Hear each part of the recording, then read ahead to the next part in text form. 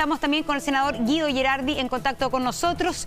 Muy buenos días. A ver, comencemos, senador Alamán. Bueno, más allá del tema político, de los conflictos que hay al interior de su partido, quizás es hora de verlos por qué es positivo o por qué es negativo lo que pasó ayer. En su opinión, y escuetamente para que vayamos intercambiando, ¿cuál es y por qué usted se ha opuesto a el rescate de este 10%? ¿Cuál es el problema que le ve a usted a esta reforma constitucional? A ver, Monse, buenos días a ti y a Julio César. Tal como hemos tenido oportunidades de conversar en otras ocasiones, a mí este proyecto no me gusta, fundamentalmente porque en su diseño afecta ni más ni menos que las pensiones. Llevamos años diciendo que para mejorar el sistema previsional lo que tenemos que hacer es aumentar la cotización y hacemos hoy día exactamente lo contrario. Creo que ese es un tema extraordinariamente de fondo, que es lo que fundamentalmente justifica mi apreciación, que por lo demás no es la mía, solamente, Monse, como detalle. Los dos últimos ministros de Hacienda del gobierno de la presidenta Bachelet están en mi misma posición. Les parece que es una mala idea. Y no solamente es una mala idea por eso, sino porque arriba de la mesa hay una fórmula alternativa del gobierno, estos créditos blandos o estos préstamos voluntarios, que en definitiva tienen muchas más ventajas y ninguna de las desventajas que significa, de alguna manera, quitarle el piso a la propia jubilación futura. Sí, por lo tanto, creo que es una mala idea. Es una mala idea, pero hay dos aspectos Hay dos aspectos. El 10% es, podríamos decir, un porcentaje marginal de las pensiones. Las pensiones ya son malas, el cálculo es que lo que se perdería en el minuto, es decir, lo que bajaría la pensión en el minuto de jubilarse, ya que son malas, bueno, va a ser también igual marginal. Y la urgencia es en el día de hoy y los instrumentos para la clase media no han llegado. ¿Qué responde a eso? A ver, que los instrumentos para la clase media están llegando.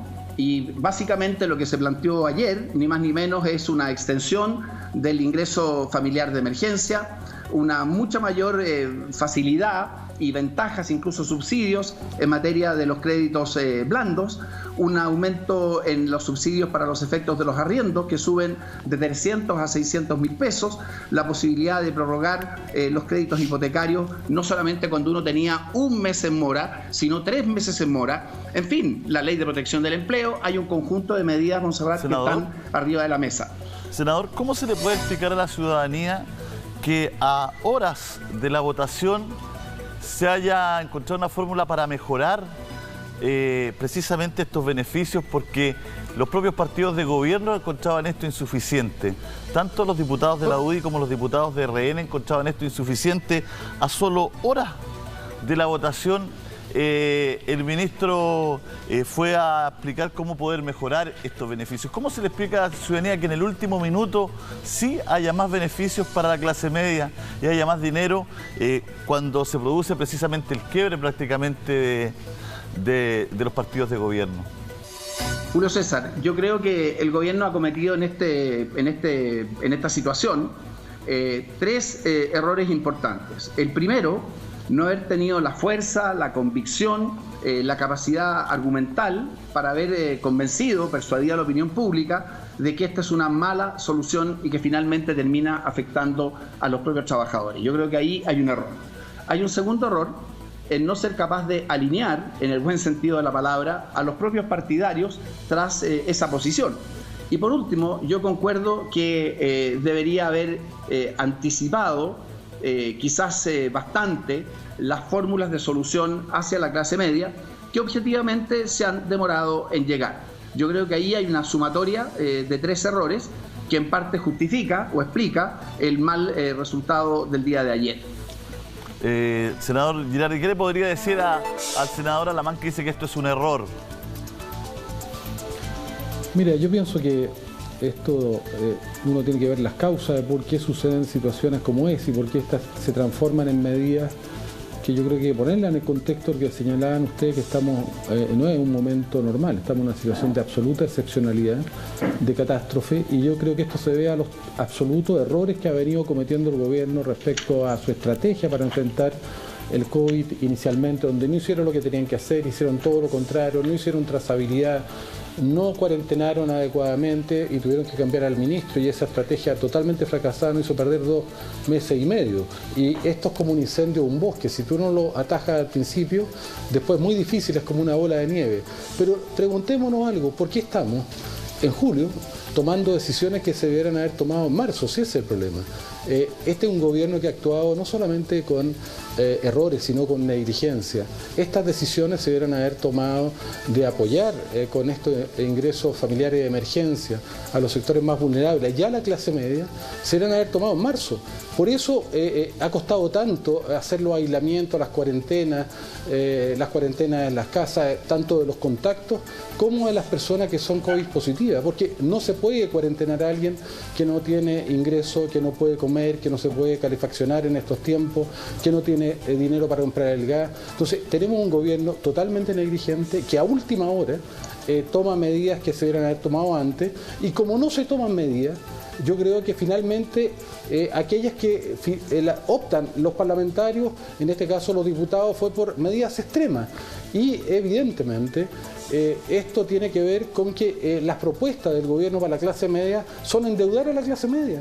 Una clase media que ya está endeudada, que ya no puede pagar sus cuentas, que ya no puede pagar el colegio, donde hay 360.000 personas que tienen deuda acá. En vez de resolver esos problemas, en vez de buscar la manera de entregar recursos directos, quieren seguir acogotando a la clase media hasta que esta clase media quede totalmente incapacitada. Piensen, Montserrat, una última cosa. Se aprobó en la Cámara de Diputados y en el Senado, por mayoría, un proyecto de ley para impedir los cortes de agua, de luz, de gas, de telefonía, de internet. Se aprobó.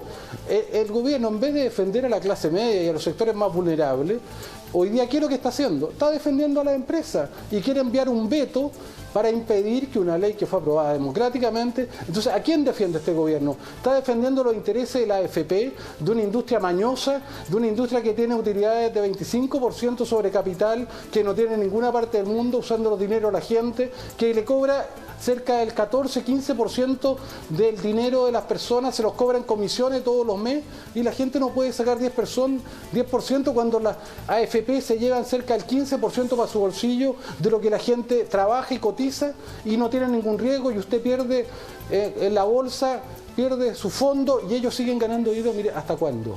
O sea, además, tú sabes que la media de lo que las personas obtuvieron entre el año 2008 y 2019 cuando se pensionaron fue cerca de 130.000 pesos. Es marginal. O sea, yo creo que hoy día hay que resolver estos problemas, y ¿sabe qué?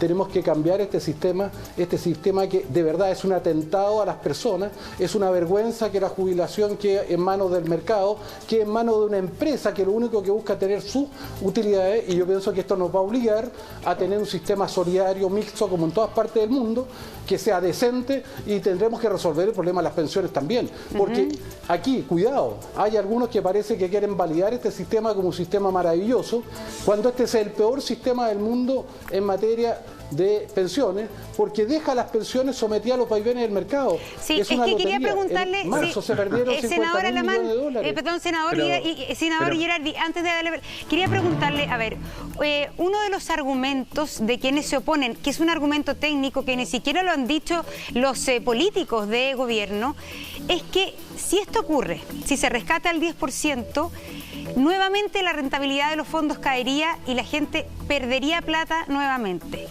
Eso sí, en un mes más, porque yo creo que esto se va a demorar, si en un mes más se lograra aprobar y esto fuera reforma constitucional y comenzara el rescate, ¿la gente, los cotizantes perderían nuevamente plata de sus cuentas?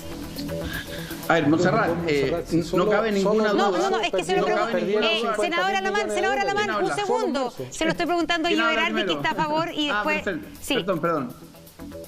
Senador Girardi. No, yo sigo solo en marzo los fondos perdieron 50.000 millones de dólares. Solo en marzo. Entonces yo creo que esto tiene que también hacerse de una manera lo más progresiva posible. Hay que reflexionar cómo se va a implementar, pero lo que está detrás de esto es que hoy día, con el sistema de pensiones que las personas tienen, las personas están condenadas a la pobreza, están condenadas a la miseria, mientras aquí los grupos económicos de este país se favorecen de este sistema de pensiones, y mientras esta industria de AFP tiene utilidades millonarias a expensas de la gente, pero contésteme la pregunta de la hora. Sí, 2020. yo creo que la gente depende cómo se haga, parte porque del tú no tienes para qué ver. El descontento hoy día es que se perdieron fondos. ¿Se podrían perder nuevamente? Bueno, eso habrá que analizarlo, pero no vas a vender tú todas las acciones que están en un mismo lugar. Seguramente tienes portafolios que son lo suficientemente diversificados para que lo que tú señalas no se produzca. Bueno, yo creo que son temas que van a haber que ver.